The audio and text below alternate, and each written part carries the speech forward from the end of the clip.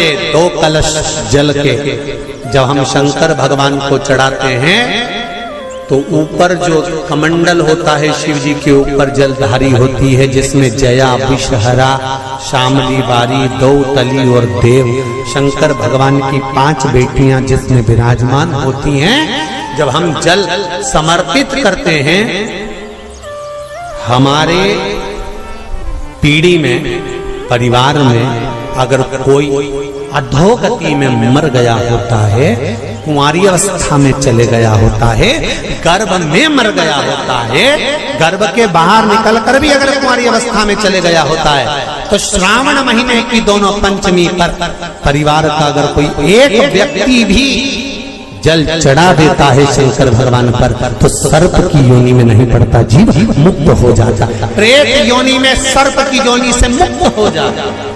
महाराज, हमारे यहाँ सांपों की पूजन कौन से दिन होती है, कौन सी तिथि में करते हैं? जम के बोलो जरा। नाग पंचमी। नाग पंचमी का मतलब क्या है? सांपों की पूजन करो। नाग पंचमी का मतलब होता है शंकर जी के मंदिर में जाकर 1 लोटा जल समर्पित कर दो। उसका कारण क्या है कि हमारे परिवार में, हमारे कुटुंब में कोई 7 पीढ़ी के अंतर्गत भी अगर कोई जीव तड़प रहा होता है, पड़ा हुआ होता है, उसकी मुक्ति नहीं होती है, तो पंचमी का चढ़ा हुआ जल उस जीव को प्राप्त हो जाता है और वो जीव तर जाता है, उसका फिर जन्म नहीं होता, वो तर, इसको मुक्तता का ये मोक्ष। चाहे नाग पंचमी हो, चाहे श्रावण महीने की शुक्ल पक्ष की, चाहे कृष्ण पक्ष की पंचमी हो, और समझ लो अच्छे से, श्रावण महीने की पंचमी के दिन देवाधिदेव महादेव पर चढ़ाई गई शमी पत्र आस्तिक मुनि का नाम लेकर, कौन से मुनि?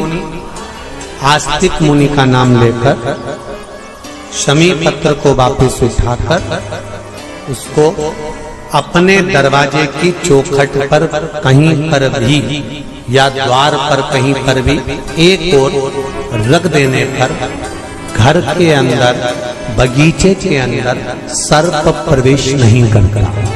ध्यान रखिए, सर्प प्रवेश नहीं करेगा।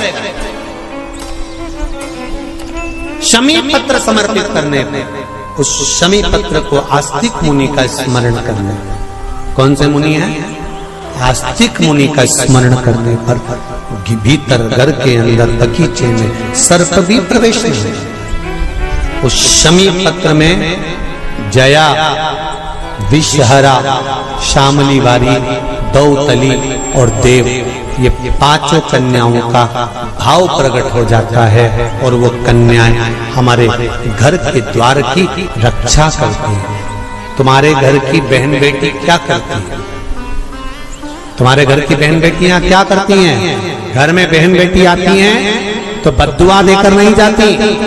घर में कन्याएं रहती हैं, बद्दुआ नहीं देती। घर की बेटियां जब दरवाजा छोड़कर शादी कर वाले दिन, विदाई के दिन अगर जाती भी हैं, तो बेटियां हाथ में धान भरकर फेंक कर जाती हैं कि मेरा मायका खूब फले फूले, आगे बढ़े, छापे लगाकर चली जाती हैं कि हमने हमारी जीवन की सारी दौलत, जीवन का सारा सुख अपने मायके में दे दिया।